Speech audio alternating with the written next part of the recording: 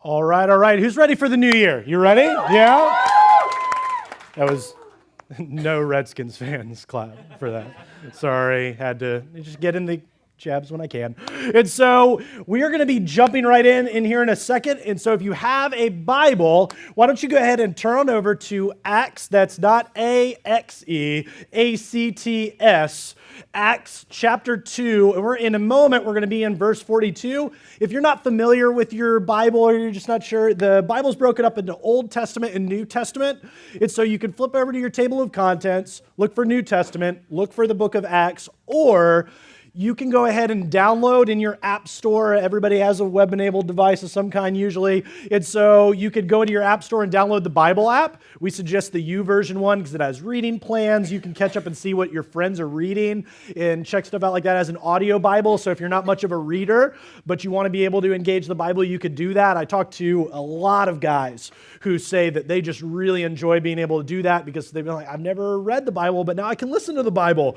And now I know stuff. And I'm like, that's awesome that you know stuff. And so they tell me stories like, hey man, I didn't know this was in the Bible. I'm like, yeah. They're like, I listened to it today. Read it. Something. I'm like, that's cool. Whatever you did, that's awesome. And so you can download that, and then you just have to type in ACTS, look for chapter 2, and in a moment we'll be in verse 42. Now, it's a new year. Everybody realized that. That's usually why church gets super packed, because everybody's like, I need some Jesus in my life. I need to stop because last year was crazy. If I have to deal with my relatives more, and so they end up here, and they're like, all right, what do I do with this? And so typically across the country, what's happening right now in churches all over America is somebody's getting up and going, you have second chances. And they're going to and I've done it before too, is they'll get up and preach a really good, kind of feel-good message about here's what you need to do in the new year. Because we make all sorts of resolutions. We're like, I'm going to lose. But my reunion's coming up, and I'm going to fit into that outfit. Like, all right, it's not going to happen, okay? Just like resign, and maybe it will happen. And so you're like, this year, I'm going to read my Bible more. I'm going to serve more. I'm going to pray more. I'm going to be nice to that person that all I want to do is slash their tires. And we go through all these things and make all these resolutions. And so what's happening usually is guys are getting up and they're preaching, hey, it's a new year, it's a fresh start, follow Jesus. Now, it'd be real easy to do that, but what we're not going to do today is give you a get good with Jesus equation, all right? We're not going to do that today. And so if that's what you came for today, womp, womp. Sorry, it's just not going to happen. But I wish there was something, because you could come any week and I could say, man, I wish that I could give you the fix. But it's a little more complex than that. So this isn't some 12-step program to you feeling good, or you come to, man, I got my fill of Jesus, I'll come back in 6 months or a year, when I've had to deal with relatives and people and job stuff and all these things are hard. My hope today as we get ready to engage this is it's something that actually is terrifying. If you're an introvert today, buckle up, all right? I'm an introvert that moonlights as an extrovert right here, and then I get off the stage and I'm like, wallflower, just hanging out like, hey, everybody, how's it going? And so if you're that, extrovert, you're going to love today, all right? You're going to be like, party, let's do this. All you introverts are going to be like, I think I just want to leave right now. I want to get out of the way. And that's okay. But this is the year of no excuses for each and every one of us. If we truly want to come to a place, whether you believe in God yet or not, no matter where you are on the spectrum, my hope and prayer is that today as we engage this, that you go, I think I'll start with that. If this is over 2,000-year-old story unfolding, and those people that we're getting ready to engage and learn about, if they were doing it and that kind of thing was happening, I want to start living by their example. I'm not sure about this Jesus guy yet. They were following Jesus, but I want to figure and try to mirror that. So if you have a Bible, Acts chapter 2, starting in verse 42, it'll be here on the screen if you don't have one, and that's all right. Here we go. You guys ready? Yeah, some of you guys are. Some of you guys are still like, what? He just said something about introverts and I'm scared. And that's okay. We'll all be scared together. Verse 42, they devoted themselves to the apostles' teaching and to fellowship. That's just and which kind of pause there. That's just a fancy word for this. Or when we go to Buffalo Wild Wings, or when we get together and watch the Steelers lose. And so that's the last one. I'm sorry. I'm a Giants fan. I'm sorry. I'm done. All right. To the breaking of bread, which we're going to take communion in a little while together, and prayer. Everyone was filled with awe and many wonders, and at the many wonders and signs performed by the apostles. We're going to kind of pause there. You might be like, what's an apostle? These were the followers of Jesus. He spent 3 years walking and talking and teaching with them. This was his posse. This was his crew. If you're familiar with the 85 people in the Wu-Tang Clan, these are the people that walked and talked and were together and all this stuff. They were together. So they were together. All right. Verse 44. Jesus was not, never mind, that could go both ways. And so, which one was he? He was RZA. All right. And so, verse 44, we have derailed.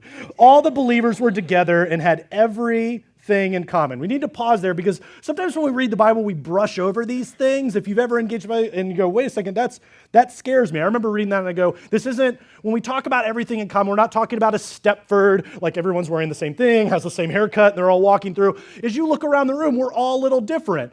Some of us don't have tattoos. Some of us do. Some of us are dressed up nicely. Some of us aren't. All right? Maybe it's just me. We're all a little different, and that's okay. It's when they talk about everything in common is that they were sharing life, and we'll use the phrase doing life together. And so as we look at this isn't something to be afraid of, what are they going to try to do to me up in here? This is just that they all were sharing what they had in common. Verse 45, they sold their property and possessions and gave to anyone who had need. We'll pause there. Today, don't be afraid. We are not going to ask you to sell all your stuff. All right? There's not going to be any at the end of service, everyone sell their house or give us your boat. We're not like that. So don't freak out, and you'll be here a year and you'll still won't hear that kind of stuff. Verse 46, I love this. Every day they continued to meet together in the temple courts. That's basically this. And they broke bread in their homes and ate together with glad and sincere hearts, praising God and enjoying the favor of all the people. And I love this, is the early church. This is the picture and painting of the first church. And the Lord added to their number daily those that were being saved. This betrayal is beautiful. And there's a lot of things we could talk about in this. We could spend the rest of the year just in these few verses about what was it like to live and move and breathe like the early church did, and what does it mean to share everything in common, and hey, Hank over there needs a shovel. I got a shovel. I don't need to buy a shovel because you have one. Hey, I was thinking about going out and buying a riding lawnmower. Why would you do that? Just borrow mine. And all these things that, hey, well, we don't have a lot to eat. Come on over. We have plenty of food. Let's all get together and share and meet. We're not talking about David Koresh commune type stuff, all right? Before you start going in that direction, this is just that they were living, moving, and breathing and just loving one another as God intended it to be. But there's something we kind of jump over, and we're going to talk about it today that I think is the crux of, because I meet plenty of people who are like, this year I'm going to read my Bible more, and that's great. I would know, I talk to people who they read the Bible every day. They're like, I really need to up my amount of time I read in the Bible. I read it 30 minutes a day. I'm going to read it an hour every day. I'm like, that's awesome. And I meet other people when's the last time you picked up your Bible? Hey, a year ago I came and I picked up a Bible at the Get Connected table, and then where did that thing go? And I'm like, cool, let's start reading that. That's awesome. And everyone I talk to said, I want to read the Bible more. Great. Everybody that I talk to is like, man, I really should pray more. I should really pray. And so they talk about how they would pray more. Or in the new year, and this isn't, Christianity doesn't have an exclusive stranglehold on this, I'm going to give myself away more. I'm going to share with people. I'm going to serve other people and really help others. We don't have the market cornered on that people just with us sincere go, I want to help others, whether it's the homeless or whether it's, in humanitarian projects. So I want to give myself away. And I think that's awesome. I'd love to see you do that in the community here at Forefront, all these things. But all of those things while they're absolutely amazing, there's one piece with God that ties it all together. We're going to get into that here in a second, but I want to pray for us. Let's pray. God, I thank you that we get to learn from you and open up the Bible, these books, all put together into this collection that we're able to learn from and study and read and figure out, like what is our existence here? Why do I breathe in and out and have, what is my purpose and meaning here on this earth? Is it bigger than myself? And I believe for all of us, and we believe here at Forefront Church, the answer to that is yes. And so mold us and make us more like you, and just make our hearts receptive to what you're trying to teach us today. It's through your Son we pray. Amen. Now, I'm going to kind of go out on a limb here and say that what I'm about to ask, most of you guys won't raise your hand, but there's some of you should. So here we go, guys. Ladies, we're not going to leave you out because I already know your answer to this. Guys, how many of you like to shop? Show of hands. All right, you guys are way more honest than first service. First service, I could look out and the guys are like this, looking around I don't want to raise my hand because I don't want to lose my man card. Now, if I said, and I'm not trying to be mean, but ladies, how many of you like to shop? Yeah, a lot more hands, all right? That's not being mean, it's just kind of the way it works. I think it's wired in your DNA. You just wake up and you see the sale ad, you go, it's on sale, I gotta buy it. All right, let's do it. And just do it. Guys are different. Guys are on a mission. Usually, it's all right, we need to write down the game plan, need to do this stuff. I need to get a jacket. Not going anywhere else, gonna go into, is there just a jacket store? If I could just go to the jacket, go in, get said jacket and walk out. I have to admit, I'm hand raised, loud and proud. I love to shop, all right? And there's a place that I like to shop, and it rhymes with Margaret, and it's beautiful. And it's an adventure. It's a wonderland of excitement. It's nothing like the other place. It rhymes with Golfsmart, where if you have to get dressed up and in the place to go into Margaret. You could sleepwalk into Golfsmart in your PJs or not. It's something when you go there. It's a little different of a place, and that's okay. It's special. But I love walking into this store. The carts just feel good. You feel them. You walk in, and it's you need to fill me. Yes, I will. And you walk through the store, and now I have to kind of work through this. How do I say this nicely? Ladies, you will not just buy one thing. All right? How many of you have said that? I'm just going in and I'm getting one thing. No, you're not. No, you're not. You're walking in, and the first thing you do, it's not even on your list. You're ooh, I need some caffeine. Let me stop by my Starbucks. Grab that. Now, you can't push a cart without a Starbucks in your hand. It's not, I think there's some law somewhere. It's now I have my latte. Let's begin the journey. And you walk through, and there you see a soap. You're I have plenty of soap, but that soap looks fancy. You're going home with me. And you walk through, and you're just grabbing things. You're I don't even have a dog, but that dog food looks cool. Throw it in your, it's fascinating. And I walk through there, and I have this thing that I do. Or I walk through and I'll grab the basket and I'll go straight to the men's clothing section. No shame in my game. I'll walk in there. I'm all right, this stuff all looks way cooler than I am. What do I do? And so I'll go through and I don't try on. I don't know if you guys try on stuff. I don't try on stuff. Guys usually don't. They kind of go, looks good. Throw it in there. And I'll put stuff in and my wife she'll laugh at me now. I'll put stuff in the car. She's what? She's you know. And the real part is, I don't know. Guys, we don't. Anytime we say, ladies, we'll clue you in. We don't know. We don't.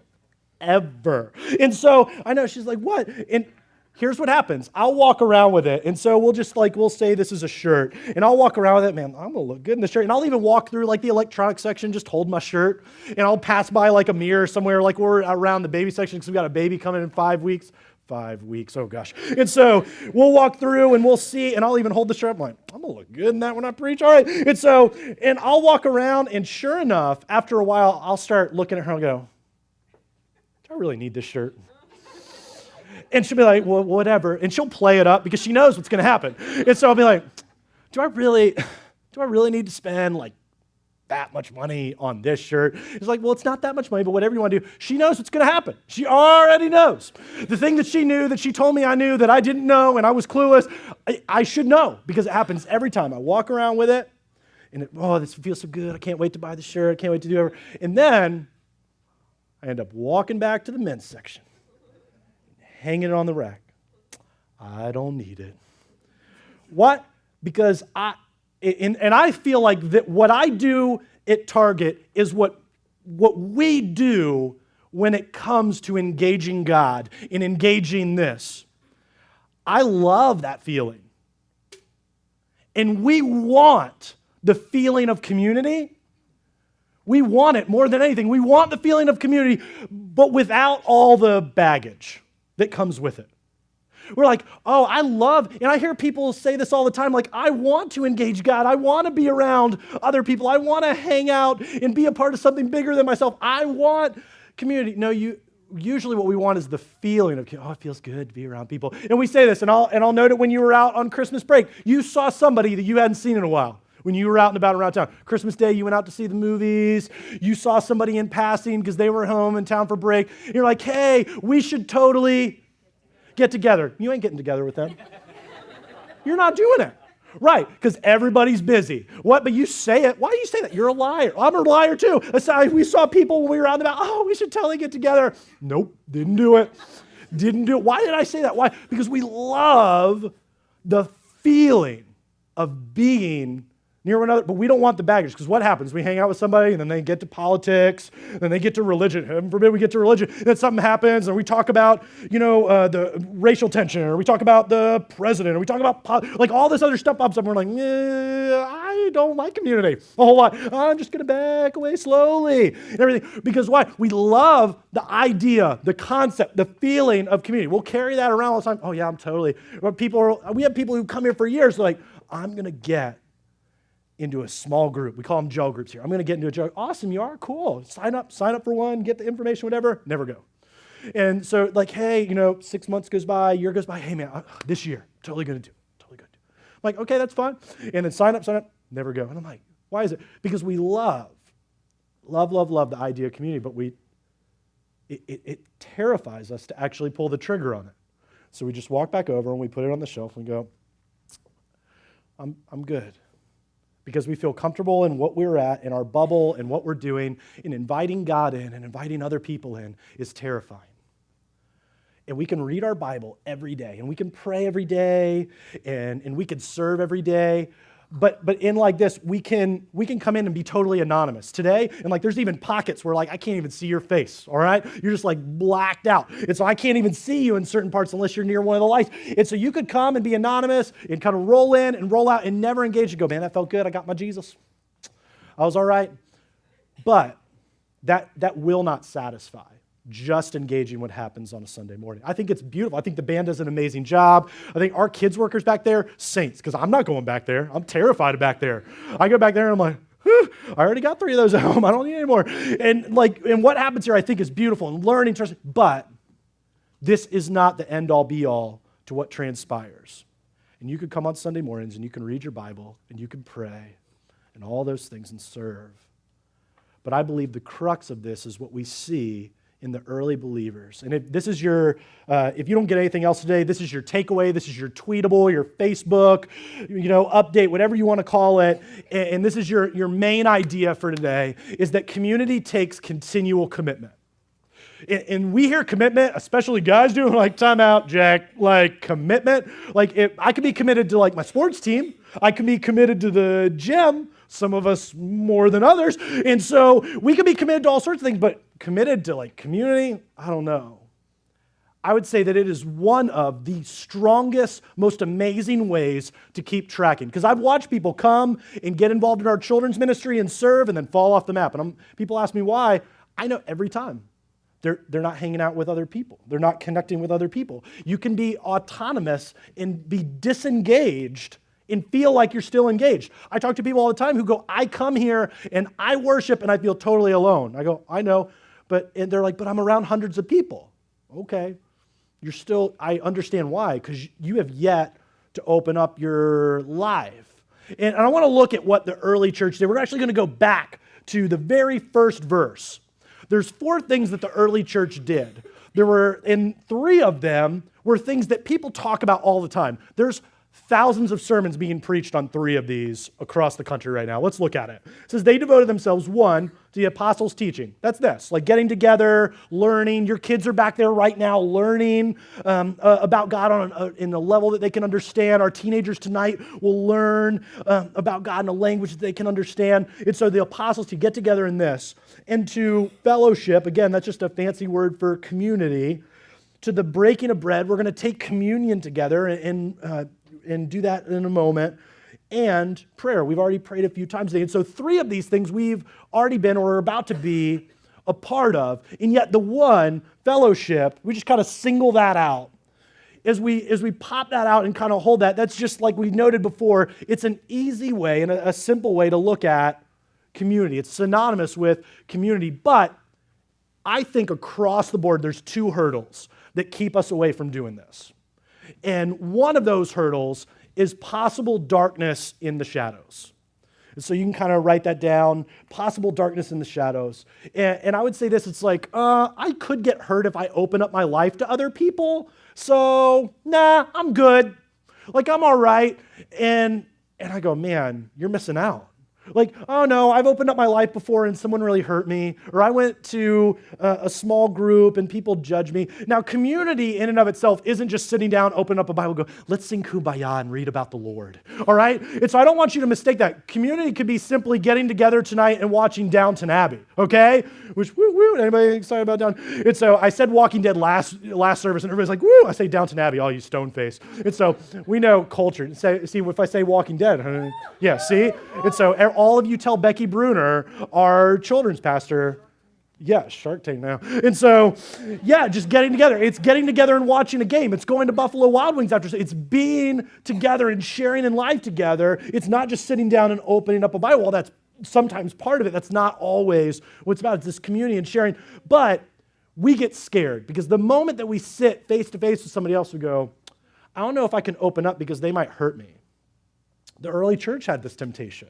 I don't know if I could share and do life together because what if you judge me? What if you think differently about me? If I begin to open up, we pull back that closet and reveal we all have skeletons. And if you're like, I don't really have any skeletons, well then let's kind of add liar to the list because we all have something. Maybe it's anger, maybe it's pride. Sometimes I talk to people and they're like, I don't have any skeletons. I'm like, well, maybe it's pride because you don't think you have anything going on. And I know for years that was, young and growing up and looking at Jesus followers, I'm like, whatever. Like, I know it was pride in me. And so what is it? We all have stuff. And if we open that up and let other people in, it's terrifying. It's like my daughters 2 years ago. They would come down, and if you have kids, if you ever experienced this, and if you don't have kids, wait. And they'd come down, you put them to bed, and all of a sudden you hear them coming down the stairs, and they come, Daddy, Mommy, which I don't know why kids do this kids have this weird, I don't know why, their body, when they come down from the thing, they're like, just their whole midsection shifts. I'm like, do you need to go to the bathroom? What's going on? I just want to tell you I love you. Okay, well, go to bed. Go back upstairs. Mommy, Daddy? Want some water? All right, we'll get some water and then go back. And then send them up to bed. And then, Daddy? What? There's a monster in my closet. Closet's that way. That way. Can you come kill him? All right. And so you would normally tell your kids a monster doesn't exist. But we did that time after time and they didn't believe me. And so what I do is I just kind of go up and they're standing at the doorway. So I just kick open the door and I go and get the monster out of the closet and I wrestle him to the ground. And I open up the window. If you saw a hidden camera, you'd be like, who's the maniac wrestling nothing? And so wrestle to the ground. I kick him out. Don't you come back. And my kids are like, Daddy's the best. That's my daddy. That's my daddy. There's nothing to be afraid of, though. There was nothing to be afraid of. And yet we make up these things that we think about other people that might happen if we share in life with other people. if we open up and do this together, if we begin to share and say like, man, I have this stuff. I got this stuff in my closet. Now, I'm not gonna make a veiled promise and say that out of hundreds of people in multiple services that we might have a couple people that because just like in anything, I can't control you guys. You can do what you want. And we might have somebody who judges people, but I want you to come tell me so I can tell them, hey, don't do that. We need to begin to love each other and unpack these things together and hold each other's baggage and go, hey, I'll help you carry that together. It's not easy. But we build a culture here that is, if you have stuff, bring your stuff, and let's unpack it together and figure this out and walk this journey out with one another. But it's the possible darkness in the shadows and what could happen terrifies us of getting together in community. And I would encourage you, don't let that fear just stop you in your tracks, because God has so much more in store for you. There's a second hurdle, and I think that this is a much bigger one, because the introverts, they were like, possible darkness in the shadows, that's me. Like they're like, I'm an introvert heart, and so engaging small group, and I've shared it from the stage before, like small group happens at our house, and like the hour leading up to it, I'm like, I don't really want small group to happen at our house. I start doing the kid thing when they come downstairs, and my wife's like, it'll be fine. I'm like, oh, what if we just tell everybody like we're just, and then but small group gets done, I'm like, oh man, I love small group. I love my friends. They're so awesome. And Carrie's like, I know, we go through this dance every time. And I'm like, yeah, it's just the way it is. And so if you're introverted, that's kind of your thing. But then there's another cross-section of us that this is the hurdle in getting engaged with other people, and that's a callously comfortable heart. It is completely worn that you have gotten in your own mode of everything is fine, and even though you hurt, and even though things are bad, and even though things are difficult, you're at least used to it. It's like the battered spouse that continues to stay in the hurting thing, and everyone's going, why do they do that? Because it's so comfortable and it's all they know, that the unknown makes them terrified, and so they don't leave. And everyone's telling them, I don't know. And everyone goes, why? They go, because it's calloused and it's all I know and it's comfortable, and so I stay. And for many of us, doing community, because we've never done this before, and it freaks out. We hear the word, we're like, community. What? Like, what's that all about? It's just sharing in life together. It's calling a friend, hey, let's go out for drinks. Hey, let's go out and grab dinner. Hey, let's go watch a game. Let's go watch a movie. Let's go do something. Let's hang out. Hey, why don't you guys come over and we'll share a meal together? Hey, why don't we go to your house because you guys cook better and we'll hang out with you and do that. It's just doing life together. But we go, man, I'm really good. Why would I invite God and other people into this equation? And I would say it's because of, I asked him if I could share the story, but I changed his name to protect him. His name's Will. And Will and I started talking about a year ago. And we sat across and we were sharing, and we hung out at Buffalo Wild Wings. And we're just talking and doing our thing. And I see Will is sweating. And I thought it was the wings. And so I'm like, Will, are you okay, bro? Like, do we need to like get you some more water? And he's like, no, it's not the wings. It's not that. And I'm like, okay, good. I could tell he was ramping himself up to share with me what was going on in his life. And he said, hey, and he just blurted out. He's like, I'm addicted. I'm like, okay, like, what is, he said, I can't stop looking at pornography. And he's like, I don't know what to do. I was like, well, we started unpacking, how long has this been going on? Well, I've been looking at it for a year. Well, how much I look at it every day. Well, you're like at work, whatever, like how do you get your job done? He's like, I figure it out, but all day long. All right, well, and he was terrified. I could see him shaking at the table and so we started unpacking this and peeling away the layers. I'm like, all right, let's figure some things out for you. Let's walk this out together. And so, hey, let's download a browser that helps like hold you accountable and stuff, because that is out there. And hey, I know you have a smartphone. You don't need a smartphone. Well, I don't really want a dumb phone. It would be dumb for you not to have a dumb phone right now. And so let's go to the store. Let's downgrade you because you need to be downgraded right now. And about a month and a half ago, sat across from Will, and he has some other guys in his life, and he just looked at me and said, man, I don't know how to tell you, but I'm free. I was like, what? He's like, I'm free. So it's been months since I've been in bondage over that.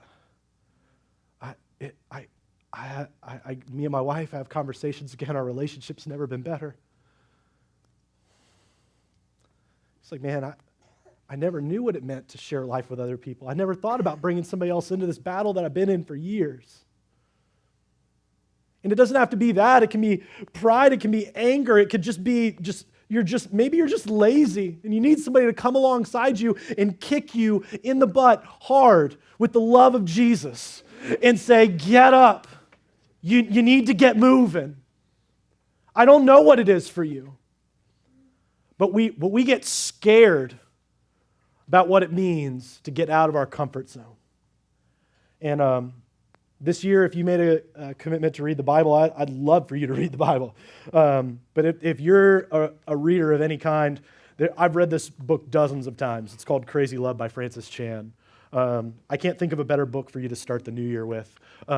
If you're a follower of Jesus and you have a committed relationship with him, you're going to feel really bad half of the way through because you go, oh man, I suck at life.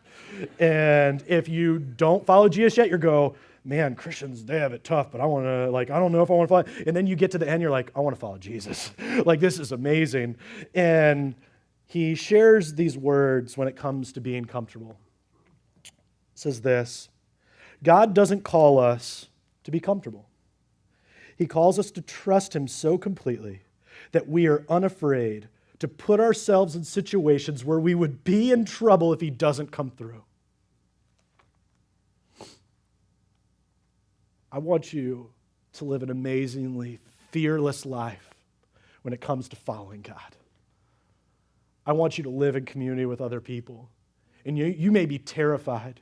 You may be the extrovert that goes, I'm going to overshare at group, and I don't want to be able to do that, and so I'm not going to go. And you need to get connected with people. You may be the introvert that you're hearing this now, and you're, pardon the French, your butt cheeks are puckered, and you're like, I'm getting out of here. I'm getting in the car. I'm never coming back. Whatever. You need to be here too. And you need to be engaged in it too. No matter how much it terrifies you, you need to be engaged with an amazing God and people who follow him who are trying to figure this out. And it may terrify you and it may scare you. But it is beautifully designed exactly the way that you need it because we need each other. You are not an island. You cannot do this alone. And I love the fact that we have a place like Forefront where we can gather together and follow a God that gives us so much purpose and come together as a church and not be alone. And this should not be another year of you feeling like you're in bondage and being alone. My prayer is that maybe today you go, I'm going to fill out a card and go, I don't know what this means to be in community. Help me. And we'll give you a shout. Maybe for you just need to go, pray for me because I really have stunk at doing this. And I need somebody in my corner. Maybe for you today, you just go, I don't even know this Jesus guy, and I don't know about this God thing, but you're talking about being together and being a family, because I'll tell you what, when everything hits the fan, my mom and dad live in the area. You know the first people that I call sometimes, and I love my mom and dad. I love my brother. I love my sister. Some of the first people that I call, the people that I'm in group with, the people that I see day in and day out. You know when I have a joy, some of the first people I contact after my family are the people that you guys. It is amazingly beautiful, the family that is not blood, because it becomes such a beautiful family when it comes to the church and what we call the family of God. And that might sound weird or even scary because you go, I didn't have a good family. And you start bringing up family and God the Father, and I go, and you freak out. That's okay. This is a safe place to learn what the true family really is. Pray with me.